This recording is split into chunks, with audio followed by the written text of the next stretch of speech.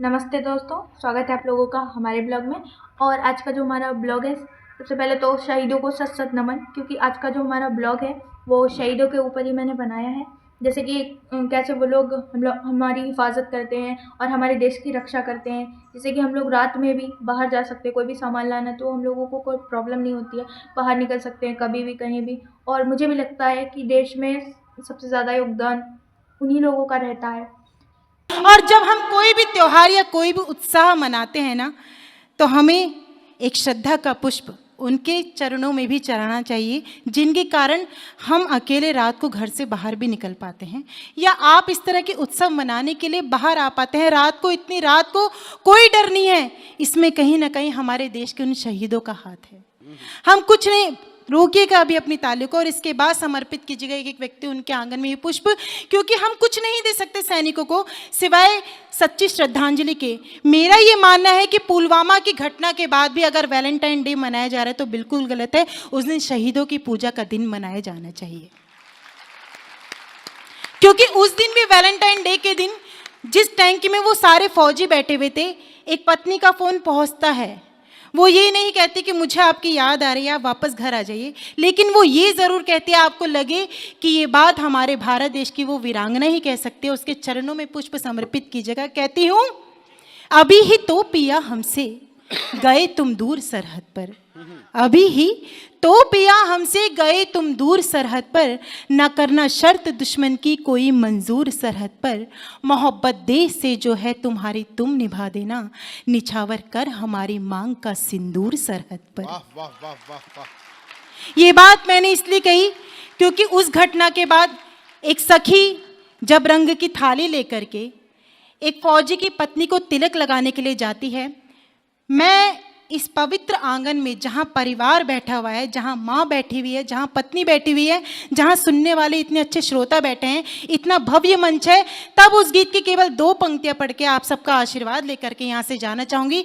ये कहना चाहूँगी कि जब हम उनके आंगन में दिवाली के दिन मिठाई लेके जाएंगे या रंग की थाली लेके जाएंगे, तो वो क्या आशीर्वाद देगी वो वीरांगना। मेरा साथ दीजिएगा उसके मन के भाव को सुन करके। पढ़ती हूँ। स्वागत स्वागत। एरी सखी मुबारक तुझको, वो क्या जिम्मेदारी निभा रही है और उसका पति क्या जिम्मेदारी निभा रहा है, वो परिभाषा अगर आपको लगे, उसके मन के भाव को मैंने सच्चा सच्चा कह दिया हो, तो आशीर्वाद दीजिएगा। एरी सखी मुबारक तुझको, रंगों का त्योहार, एरी सखी मुबारक तुझको, रंगों का त्योहार, मेरे पिया तो गए खेलने होली सरहद पार, मेरे पिया तो गए खेलने होली सरहद पार, तेरे चेहरे पर रंगों की, तेरे चेहरे पर रंगों की उड़ती रहे फुहार, सजती रहे फुहार, मेरे पिया तो गए खेलने होली सरहद पार, मेरे पिया तो गए खेलने होली सरहद पार, मैं घर की सेवक वो सैनिक अपना अपना पद है, मैं घर की सेवक वो सैनिक अपना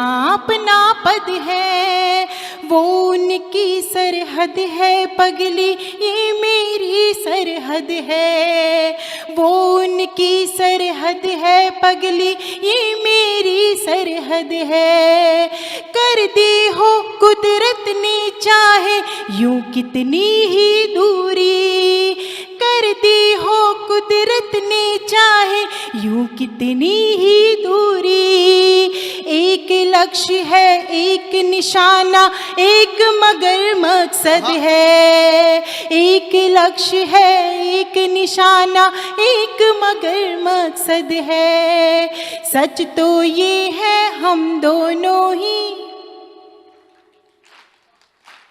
सच तो ये है हम दोनों ही, सच तो ये है हम दोनों ही वतन के चौकीदार। मेरे पिया तो गए खेलने होली सरहद पार, मेरे पिया तो गए खेलने होली सरहद पार। एरी सखी मुबारक तुझको रंगों का त्योहार, एरी सखी मुबारक तुझको। शहीदों तक आपकी तालियां पहुंचे, मैं चाहती हूँ सबके हाथ खड़े हो जाएं। एरी सखी मुबारक तुझको रंगों का त्योहार, मेरे पिया तो गए खेलने होली सरहद पार, मेरे पिया तो गए खेलने होली सरहद पार, मेरे पिया तो गए खेलने।